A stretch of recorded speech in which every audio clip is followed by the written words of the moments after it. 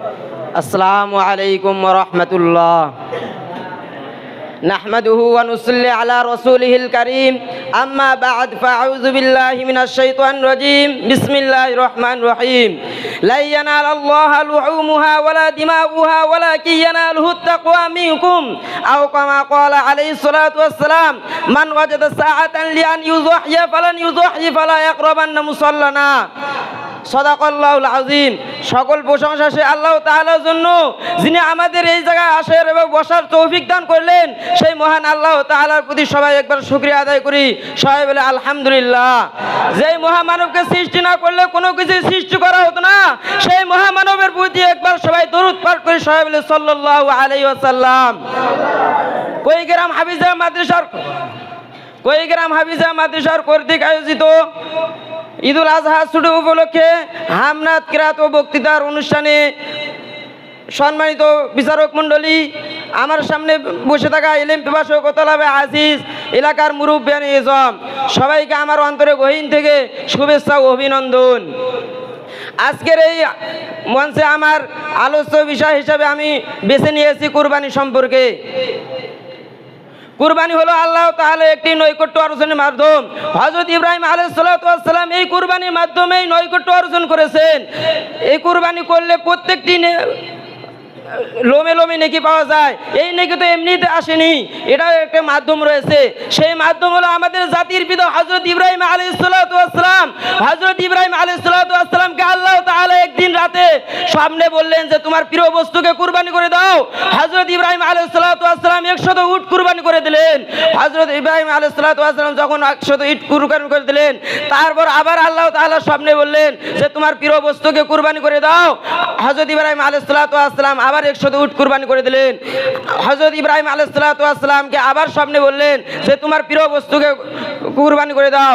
তখন হযরত ইব্রাহিম আলাইহিস সালাতু ওয়াস সালাম বুঝতে পারলো যে আমার প্রিয় বস্তু হলো আমার সন্তান হযরত ইসমাঈল আলাইহিস সালাতু ওয়াস সালাম। তখন হযরত ইসমাঈল আলাইহিস সালাতু ওয়াস সালামকে সমস্ত ঘটনা খুলে বললেন যে এটা আল্লাহ তাআলার আদেশ। হযরত ইসমাঈল আলাইহিস সালাতু ওয়াস সালাম রাজি হয়ে গেল।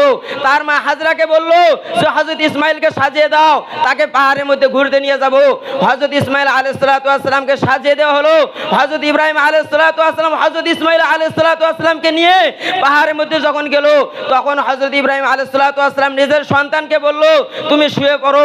যখন হযরত ইসমাঈল আলাইহিস সালাতু ওয়াস সালাম শুয়ে পড়বে, তখন নিজের পিতাকে বলল হে আমার পিতা, আমাকে যখন তুমি কুরবানি করবে তোমার তো দয়া মহা হবে, তুমি আমার পা বেঁধে দাও এবং চোখে পট্টি বেঁধে দাও।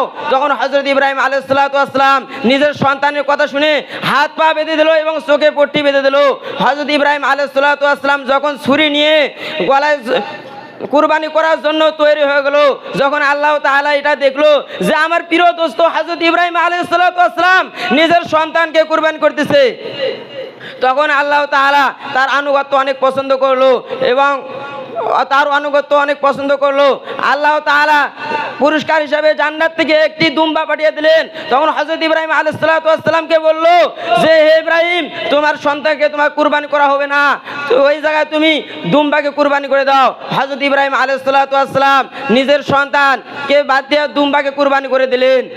তে ভাই আমরা দেখেন, যদি সেই সময় ছিল হযরত ইব্রাহিম আলাইহিস সালাতু ওয়াস সালাম হযরত ইসমাঈল আলাইহিস সালাতু ওয়াস সালামকে কুরবানি করে দিত, যদি কুরবানি হয়ে যেত তাহলে আমাদের দুনিয়াতে আমাদের সন্তানকেও কুরবানি করে দেওয়া হতো। এর জন্য আমরা শুকরিয়া আদায় করি যে আমাদের সন্তানকে কুরবানি করা লাগতেছে না, আমার নিজের প্রিয় বস্তুকে আমরা কুরবানি করে দেব। অতএব শেয়ার নাই, আমার কালকে ঈদ, আজকে আমরা কুরবানি করার জন্য বস্ত্র কিনে নিয়ে আসি, আমাদের কোনো মায়া মহব্বত নাই সেই বস্ত্র উপর, যেটা চলে না বাজারের মধ্যে সেটা আমরা নিয়ে আসি কুরবানি করে দেই, এর মধ্যে আমাদের কোনো মায়া মহব্বত থাকে না।